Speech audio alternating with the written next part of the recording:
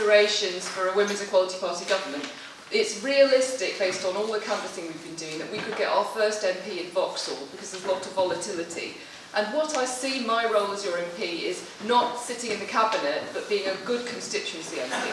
So in my job as a barrister, I help people all the time from all walks of life, from dinner ladies through to city executive, and I've always done a lot of pro bono work. So for example, I've had a whistleblowing doctor's case in the Court of Appeal in the papers last week. We did the whole thing pro bono since 2014.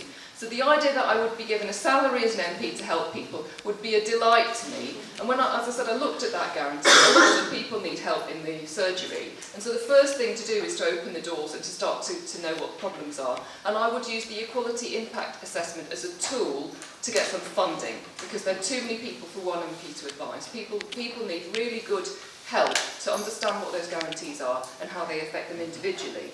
And I belong to a collaborative party where we've got members who also belong to other political parties. And I talk to people from all across the other parties, and then I report back to my party and they say, good, because we want to speak to everybody. And so I would speak to everybody in Parliament, whatever party they're from, without tribal warfare.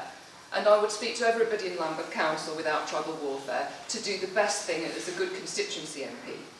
And coming on to this revolving door then for council officers, in the private sector, I know as an employment specialist, you have restrictive covenants that stop you from going to work for a competitor, and I think it's a disgrace that the public sector skills should be protected just by a code of conduct. And I would be agitating with Lambeth Council, as an employment expert, to get equivalent covenants into their contracts to keep council skills protected and stop developers getting an unfair advantage by taking on former council employees with inside knowledge.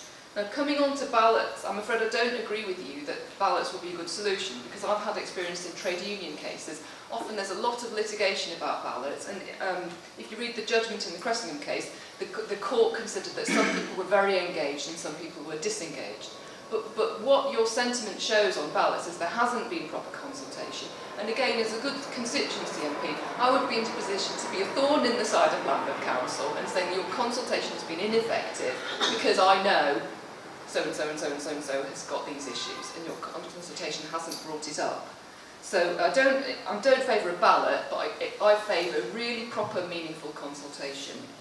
Now, coming on to demonising the council, well, when you look at the figures, so at the time of the Cressingham Gardens case, there were over 21,000 people who are on the waiting list for a council home in Lambeth.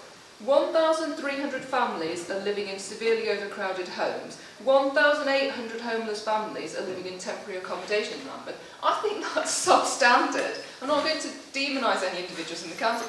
That is substandard, and as Vauxhall's MP, I would convey that view to the council. There are deficiencies, and I don't think this austerity theme is an excuse to hide behind, because as I've said, if we create proper childcare and we restructure the economy, every pound we invest in caring jobs, most of which are done by women, every pound we invest in the caring economy generates twice as many jobs as we invest in construction. And another reason why we need to bring the construction of homes back into public hands and not in private developers' hands is that actually constructing homes is a great opportunity to create jobs and opportunities and increase salaries in the borough, especially with the new apprenticeship schemes coming in. And I want to make sure half of those apprenticeship places in the constructions go to women as well as to men. In terms of people who are in limbo at the moment, again, it comes back to the thing I started with. A good constituency MP needs to get in touch with those people and go and hassle Lambeth Council with concrete examples. And use the Equality Impact Assessment as the tool that they can't get around. Now, I am a barrister, and I've got a lot of experience in local government cases, so I would bring that to you as your local MP. I've also got a lot of experience in judicial review, and I can tell you that it's not the best solutions come when you don't go to court, but you tell them what you would be about to go to court about. And that's my approach to negotiation.